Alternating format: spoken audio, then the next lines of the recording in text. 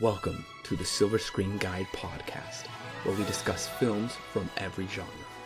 So sit back, relax, and enjoy the podcast. Welcome back, listeners. Today we are discussing the third installment in our Star Trek retrospective series, Star Trek III: The Search for Spock. This is your co-host Corbin. And I'm Brad. Last week, we reviewed Star Trek II: The Wrath of Khan. Now, if you haven't heard that review, I encourage you to click pause right now, go ahead and check out that review. And of course, we reviewed the first film in the series, so there's still time to go back and catch up on those first two reviews. We will be reviewing all 13 films, so you're going to want to stay up to date. You're not going to want to miss an episode, and a great way not to miss an episode is to go ahead and click the subscribe button right now. That way you'll be notified every time we release a brand new episode every single Monday as we go along this Star Trek journey. Now, Star Trek III was released June 1st, 1984, just roughly 2 years after the second film, which doesn't surprise me that they got this film rolling so quickly because the second film was really popular.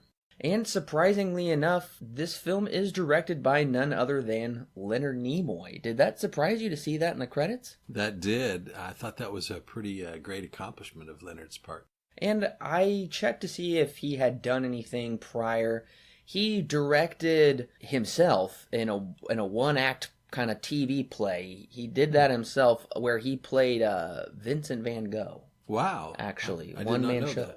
That would be interesting to watch. That would be. That was his only other credit. So after he saw in theaters Star Trek II, he got excited about his performance, which is kind of funny. We're not going to spoil the end of Star Trek II just yet. We'll be talking spoilers later, so don't worry. But just know that Leonard Nimoy was actually really excited about the prospects of what could I do with my character, which is funny because the producers thought he was kind of done with the series. He kind of wanted to let it go. I mean, he'd been doing it for over 20 years. It's understandable. But he said, he came to the producers and they said, do you want to be in the next film? And he said, I want to direct the next film. That's great. It's funny.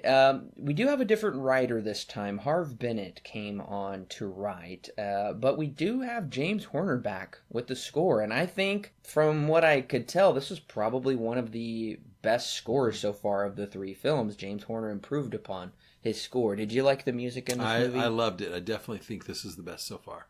Now, currently on IMDb, the film holds a 6.7, which is respectable. It's nothing to write home about, I would say, and especially considering the last film holds a 7.7, a whole point higher, which, according to IMDb, that's significant. Yeah, that big of a gap is hard for me to justify. Now, as for critically, critics for the last film gave it a high 89%, and this time critics gave it an 80% approval rating, so not much of a drop there, but maybe I could see why, considering Khan. How do you top Khan? Ricardo Montalban really stole the show last time, and they did set a high bar. They did, you're right, and probably from a script writing and a good cinematic performance, he's such a good villain that aspect of it did top this one. Now, as for the Metascore, the last film, remember, had a 67 out of 100. This one received a 56 out of 100. Not as favorable, according to the Metascore, but nevertheless, it's still okay. Now, the film did get a slightly bigger budget. It got a $16 million budget, and of course it did well at the box office. It raked in $76 million domestically and $87 million worldwide. That's fantastic on a $16 million budget. Now, as for opening weekend, no surprise here, it was number one. Now, the other top 5 films at the box office were, of course, Star Trek III was at number 1, and then Paramount's other feature film, Indiana Jones and the Temple of Doom. Wow. Now, that one was a lot darker than Raiders of the Lost Ark, which leads me to believe why it would not have as held as strong itself at the box office, whereas this Star Trek 3, I could see this being more family friendly or more prone for young boys to be able to go see it than Indiana Jones. Because I remember when I was younger, we had to shut off the Temple of Doom because it's pretty wild. And listeners, if you want to go listen to Alan and I's review of Temple of Doom, go and check the archives. We have reviews for every single Indiana Jones film. Go ahead and check those out. Number 3 at the box office was The Natural. Great movie, Robert Redford. Break In, I've never heard of it. Never heard of that one. Streets of Fire? Don't know that one either. It's kind of funny to look back at the box office. Some movies don't stand the test of time. Also worthy of note, Sergio Leone, who of course did The Good, the Bad, and the Ugly. Well, his film came out starring Robert De Niro, Once Upon a Time in America. It did open at number 6 at the box office. It had a very weak opening from Warner Brothers. Now, as for how does this film rank in the series as far as the box office concerns, well, it comes in right below the second film. It's the 6th highest grossing of the 13. Now, it did have a higher opening weekend than the last movie, but it missed catching it by just about $1.5 million total at the domestic box office.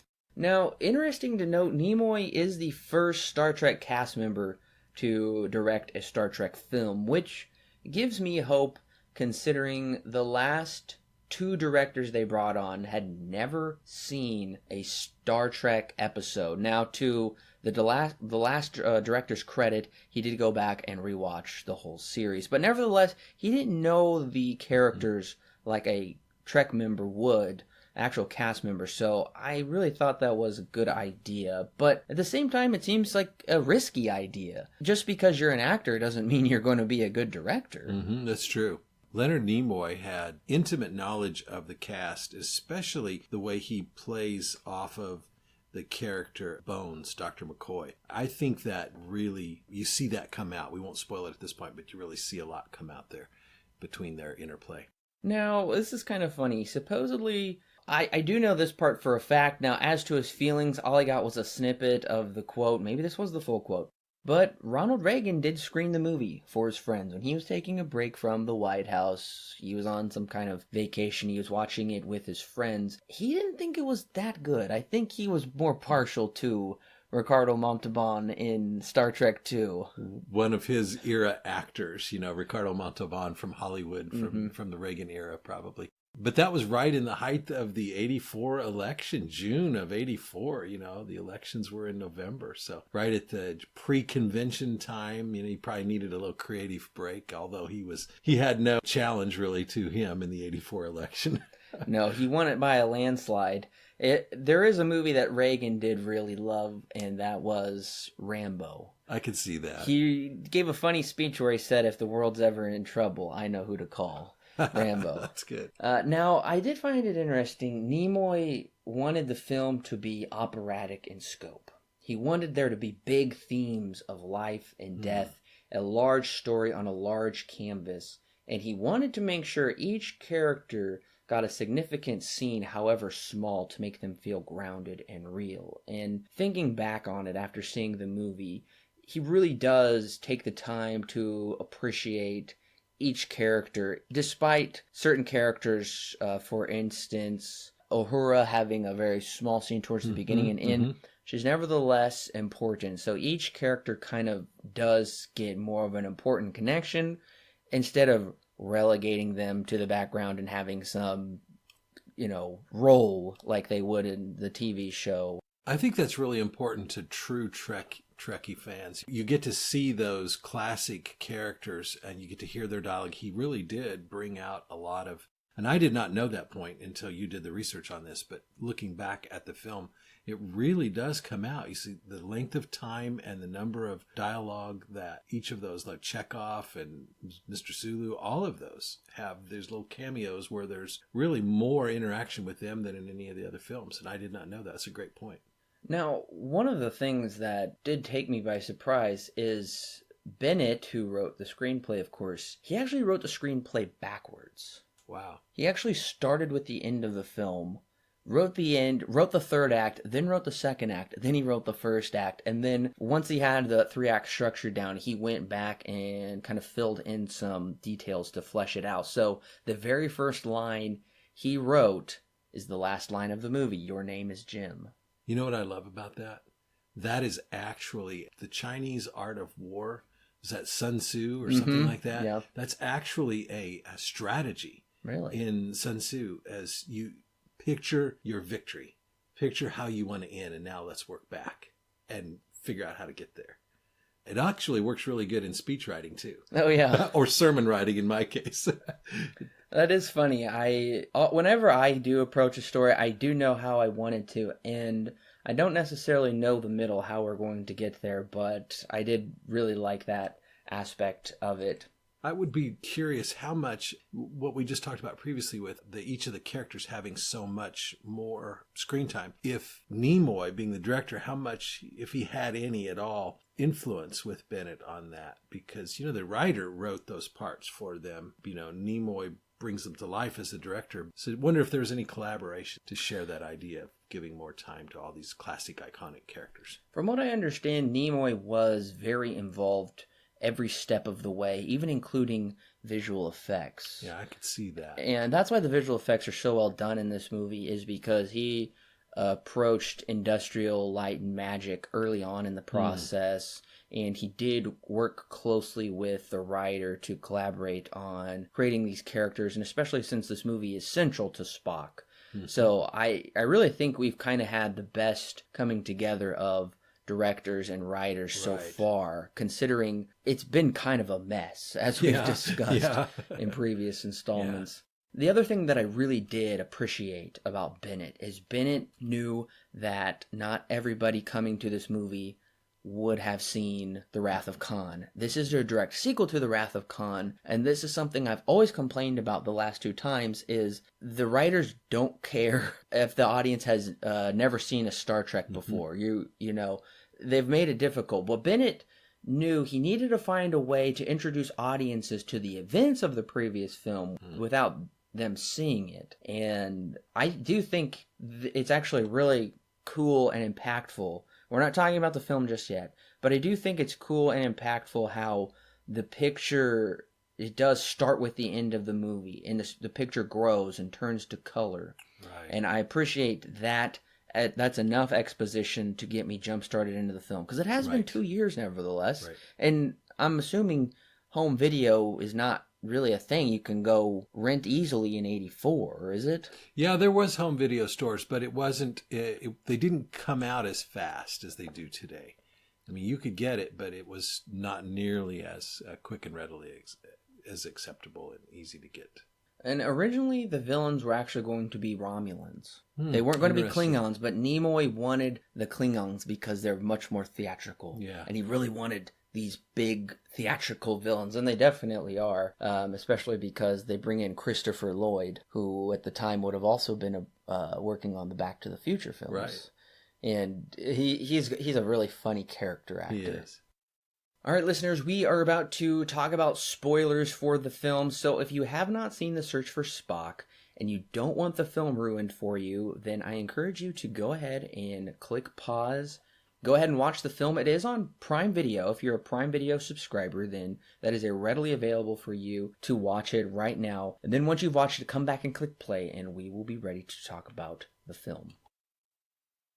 Picking up during the final events of Star Trek II, The Wrath of Khan, Spock, reprised by Leonard Nimoy, has sacrificed himself for the greater good, to prevent Khan from destroying the crew of the Enterprise. His body is jettisoned to the surface of the new planet, Genesis. Back at the Earth space dock, Kirk, reprised by William Shatner, is startled to hear the voice of Spock emanating from Bones, reprised by DeForest Kelley, and the news that the Enterprise is to be decommissioned in favor of the new model, the Excelsior. Later, Kirk is visited by Spock's father, Sarek, reprised from the TV show by Mark Leonard. He questions why Kirk didn't bring Spock's body back to the planet Vulcan. See, right before Spock's death, he mind-melded with Bones because Kirk wasn't around. By mind-melding, he passed his Katra, aka soul and mind, to Bones' body. According to a Vulcan ritual, the Vulcan may be reunited with his Katra only on their homeworld, on top of Mount Solea, which is Greek for... an elevated platform. That's cool. I didn't know that was Greek. Mm-hmm. Kirk must now take Bones and retrieve Spock's body and bring both back to Vulcan, despite being commanded by Starfleet not to do so. Meanwhile, Kirk's son David, reprised by Merrick Buttrick, and Lieutenant Saavik, now recast as Robin Curtis, Kirstie Alley is no longer playing the role, are scanning the Genesis planet from orbit when all of a sudden they receive a life reading. They beam down to the planet only to find Spock's coffin is empty. They're not the only ones interested in the planet Genesis. Klingon Commander Krug, played by Christopher Lloyd, leads his crew to the planet to claim it as their new world to rule over. At the same time, Kirk, Bones, Scotty, reprised by James Doohan, Chekhov, reprised by Walter Koenig, and Sulu, reprised by George Takei, also beam to the planet where they save Saavik, the rapidly aging Spock, who they found as a boy and is now a teenager, but they couldn't save David in time since he is killed by one of Krug's men. As Kirk and Krug battle it out, little does Krug know that by having his men beam aboard the Enterprise, he has sent them to their doom, since Kirk has set the Enterprise to self-destruct. Kirk kicks Krug off a ledge into the lava pits as the planet Genesis falls apart due to it being unstable. The crew beams aboard Krug's ship, which they take to the planet Vulcan. Once at Mount Saleya, they successfully perform the Vulcan ritual, thereby transferring Spock's Katra back to his body. As Spock is leaving the ceremony, he turns to Kirk and with a remembering look states, "Your name is Jim," as credits roll. So one of the good things that I noticed right off the bat about this film is how much the visual effects have improved, especially from the first film, which was just 5 years earlier. It's really not that long, but I mean, can't you tell these visual effects are a step up? Yeah, it's a big step up. A lot happened in just 5 years there. And I will say I'm really surprised it didn't get an Oscar nomination at least for Best Visual Effects. It is surprising. And I will say, the movie's 35 years old, but I would say the space scenes at least do hold up, and the practical effects, like when the planet is blowing up. Some of it does look like a set, but at the same time, some of it does really feel like this planet is falling apart, especially for 84. I'm fairly impressed with it. The only thing that looks incredibly fake is the Klingon dog, which looks like a puppet. That Klingon dog was really bad. It's an immobile puppet that moves its head back and forth.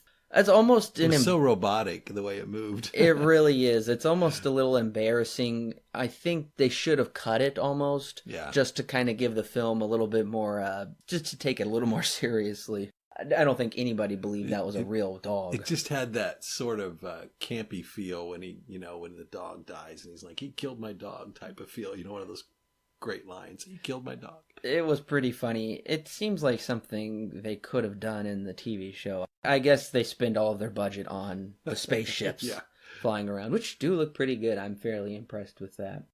Now, the other thing is, we were kind of talking about during the movie, kind of about maybe some religious themes in this movie. And that's one thing I do appreciate about Star Trek is so far they've been trying to go for some deeper themes instead of blow up that spaceship. Mm-hmm. And from what I understand and what I've seen from the TV episode, they do try and talk about some bigger themes, but they always keep away from religion. That's something we talked about in my philosophy and science fiction course. Was for some reason Gene Roddenberry kind of had an aversion to getting too close to talking about God, but apparently Bennett and Nimoy don't, because there's actually a lot of Christ figures and happenings in this. And I think you saw it quicker than I did. I thought they were trying to go for more of a New Age Buddhist reincarnation thing, but upon second thought, I'm not sure that's quite it. Yeah, I really think it had to do with the eternality of the soul and being able to have some form of life after death, if you will. A really strong line of thinking between good versus evil. Very, very religious undertones. Now, again, I don't know if they were put there on purpose, but they certainly didn't shy away from it. I feel like some of them had to have been allusions to Christ, at least. It's almost too straightforward not to be. And when I was doing research, here's a few that I came up with. And then, of course, watching the film, I definitely saw it. So, of course, Spock sacrifices himself for his friends Right. and humanity at large. That's Right. definitely a Christ motif there. Right. And this sacrifice leads to, this one literally leads to a new world, but through Christ's sacrifice, it was more of a kind of a new spiritual type world, a new inner world. Now, David and Saavik find Spock's tomb empty and his burial cloth lying there, very reminiscent of Christ's empty tomb. In the empty tomb, that's very true. And of course, the soul living on after death is a Christian belief. Now, Spock is resurrected. True. Just as Jesus was. So I think those are really strong cases. And there's this idea, to me, I was catching when I thought back about it, this idea, this planet, this Genesis planet is like a garden. Everything's like a garden. There's this Garden of Eden type of motif. And, it was being in that garden where and on that planet that he was brought back to life, because that's paradise and that's where life began. And so there's just a lot of parallels. Yeah, and there is a lot of parallels. And of course, Genesis is the first book of the Bible, and they call the planet Genesis. You're exactly right. It is a very Eden type planet. The Klingons could be considered the serpent, the kind of fallen angels wanting to corrupt the new planet, God's creation. And we do have David and Saavik. Maybe they're Adam and Eve type figures, coming. That's right. A man and a woman coming to this new planet. And we also do see that the planet is kind of destroyed. It's kind of consumed by fire. And that's kind of necessary. We could maybe see that either as kind of a rebirth type situation or a restorative, maybe a new planet has come out of it. Or it could be kind of this final judgment where Krug is literally cast into the lake of fire. That's a good point. Yeah, just as in Revelation when... At the end of the book of Revelation, when Satan is bound and cast into the lake of fire. It's a very good parallel. Yes, and then of course, after they leave that, they ascend to Mount Saleya, and Spock is kind of rejuvenated. So it's a really actually strong kind of Christ film in a way. It really is. So, and that's one of the... Would have loved to have asked Leonard Nemoy some of these questions. Oh, I would. What was he thinking, and what did him and Bennett talk about, and ask Bennett those questions too. I mean, those are pretty powerful parallels that are hard to ignore. They really are, and I don't know Nimoy or Bennett's own beliefs, their own faith beliefs. That's something that maybe you could look up and look into, but you don't make a movie with this many parallels about Christianity and not have a knowledge of it, or at least a respect for it. Exactly. To incorporate those. And like I said, there are other themes. There is a lot of sacrifice in this movie. David, his son, the father, self-giving sacrifice. Yes, That's right. The son sacrifices himself to save Saavik and Spock. Kirk sacrifices personally kind of his career and risks being thrown in jail for everything. The Enterprise itself is sacrificed. It's true. And that's kind of a shocking moment. I was shocked. That's a very shocking moment. You can't picture Star Trek without the Enterprise. No, you can't. And I'm wondering, where's the Enterprise going to be for the rest of the films? Going to be exciting. So Nimoy did capture that very well. There is kind of those epic themes of life and death and sacrifice. So I guess as far as disappointing elements to the movie, I do like the use of the Klingon villains. But Christopher Lloyd's Krug character is weak developmentally. And the entire reason he knows about the Genesis planet and how that lady at the very beginning, Valkyris, who he blows up, how she purchases the plans, that just all kind of seems to be happenstance. They just needed a bad guy to be thrown in there really quickly. I wish we would have had a bit more explanation, or it would have been cool if there was kind of a Khan figure, except he was a Klingon one from the TV series they could have brought back. I just felt like their reasoning and how this all came about should have been explained a bit better and not just thrown in there. Yeah, I agree. It was just a weak development. It was very weak there. Now, the one element that maybe we could say is bad, I really don't think there's much bad about this movie, but you brought this up while we were watching the film, and that's Spock's father's initial performance. What did you have to say about that really bothered me because having watched this series and knowing it so well, if there's anything that is absolutely germane or for a Vulcan is the lack of emotion. They're just totally logical. Lack of emotion. And his father, who was there in the original series and everything, when he's talking about his son, when he confronts Captain Kirk, believing he has his left his mind meld with Kirk, he's rather emotional. You can see it in his eyes. You can hear it, the tremble in his voice. And that just doesn't fit his character. No. I'm not sure what the writer was thinking there. Or even what Leonard Nimoy was thinking there. Yeah, that does call into question either Nimoy didn't give him very good direction, or he ignored it and thought, I know better than you how to play this character. I'm not saying that's the case, but nevertheless, it was not logical at all. He was very impassioned, and he was saying, why didn't you do this? Why wouldn't you have brought him back? And that in it of itself seems a little problematic, because this whole passion for life and maybe almost a disregard for Spock's sacrifice seems odd coming from a Vulcan, where Spock was incredibly logical about it, but his father didn't seem to be that way. Yeah, I agree. That element kind of throws you out of it, takes you out of the Vulcan mindset. Right. But I did like the mystery of Bones and kind of Spock speaking through him. And I did remember when we were watching The Wrath of Khan, Spock did the mind meld and he said remember, and I thought that's an interesting mystery. What does that have to do with anything? And we don't get the answer until this movie, and thankfully they did go back. And I mean, you might consider it cheating a little, because somehow Kirk has footage. They call it a live cam or something, where he can perfectly watch all of these scenes take place from the previous movie. But at least it's a good way to show people who hadn't seen the second movie. That's something I've always complained about with these past two is I didn't watch the original TV series. I have a basic understanding of these characters, but nevertheless, you come into this movie and it just picks up, 10 years later, I don't know these characters. What's going on? There's in the original series, there is such an antagonism between Bones and Spock. It's like a love-hate relationship, and they're just so antagonistic. Or Spock's logic, it just always rubs Bones the wrong way in the original series, and so that he would choose to give that to Bones, and then that would later bring out, you would see elements in Bones's personality where Spock speaking through him and things that just were incongruent, and it was powerful. Really, it's as if this one who had always been so antagonistic toward him now had a connection, a special connection to him, and that the two of them would never be the same.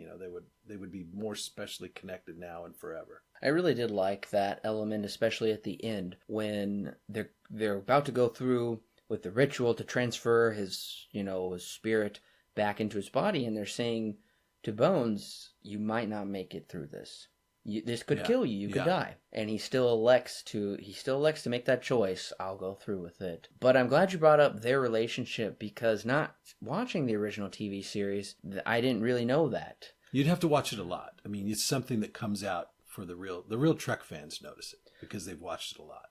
They did throw in kind of a funny line, which you thought was funnier than I did. I didn't really understand it, but Bones was talking about how he won every argument, and you kind of laughed and said, oh sure he did, but I thought, what does that mean? It was kind of funny, but now I can understand better why, because I guess they did have a really antagonistic relationship, but nevertheless we're still friends. Right. Well, Brad, what is your rating and recommendation for Star Trek III, The Search for Spock? Well, I have to give this one an 8 with a high recommend. I love this film. To date, it's my favorite one. I really loved Wrath of Khan, but this is higher. Star Trek III, The Search for Spock is the best film in the franchise so far. The effects are great. The story creates substantial stakes, which I thought the first movie was severely lacking, and the second movie had them, but I think these are better. And the characters have satisfying arcs. I'm impressed with Nimoy's directing abilities and Bennett's screenplay. I do hope he comes back for number 4. The rest of the cast does a great job, and I really liked Horner's score, and the cinematography as well. Star Trek III: The Search for Spock receives 7 stars out of 10 with a solid recommend. Well, listeners, next week we won't be coming back with the 4th installment because even podcasters, movie reviewers need a week off. So we will be having a week off, but nevertheless, I'll put out a written article that I've been working on. I've actually never published my Bond guide. Last year we went through and we watched. Oh, wow. We watched all 25 James Bond films, and I wrote up a complete guide for you listeners. So this is a perfect time. Perfect time to that needs to be released. This will be a perfect time to tide you over until we come back the week after that with Star Trek IV: The Voyage Home, which is considered better than this movie. So that makes me glad to hear. Maybe they just keep getting better and better. I sure hope so. I really do. So in the meantime, you will have that Bond guide to delve into. I believe a lot of the films are streaming right now, so that'll give you time to watch those films, compare what I have listed, my notes and thoughts, all of my rankings. That'll be there for you. And of course, you should catch up on the series. Like I said, if you've missed the first 2 installments, go ahead and catch up on those first 2 installments. So you'll be ready for the 4th installment. We also have our M Night Shyamalan retrospective series. We have the Men in Black films. The new Men in Black International just came out. We have the trilogy reviews up right now. Rambo is coming back to theaters. That's exciting. That's exciting. That was our very first retrospective series, so go ahead and make sure to catch up and listen to all of those reviews as well. Check the archives. We have films of every genre that we've reviewed. If you like horror, fantasy, mystery, we have reviews for all of them. Plenty of material to keep you tided over till we do come back to keep working on this retrospective series. Also, make sure to subscribe through Facebook and Twitter, or go to our website and subscribe through email. That is a great way to keep up to date, and you'll be the first one to know once we come back with our review of Star Trek IV. Now, also, we do really appreciate it if you leave us a 5-star review on iTunes. That's not for our egos. That is for the iTunes rankings. That does help promote us over there so other people can find this podcast more easily. We love talking about films, and we love talking about them with you. So make sure to share this with your friends and family. We really do appreciate your listenership. And of course, if all of that still isn't enough for you, then head on over to our Patreon page. And for the price of a Starbucks cup of coffee, you drink the coffee, it's good, but then it's gone. This material is a great bonus material. It's yours to keep. If you stop subscribing, then that material won't be gone. You can still enjoy those podcasts, those commentaries, our thoughts on the latest movie news and trailers. We have tons of bonus content over there. If you want to do a Q&A with us even, we've got it all right over there. Extra exclusive bonus content. It helps keep the lights on. It's not free to do the podcast, but we will always keep the Monday show free for you to listen to, but it does help pay for the bandwidth. We put it back into making the website look even better. We just want to have it be a great experience for you listeners, and that's all done by your support. So we want to give you a big thanks, and we're both looking forward to coming back in 2 weeks with Star Trek IV: The Voyage Home.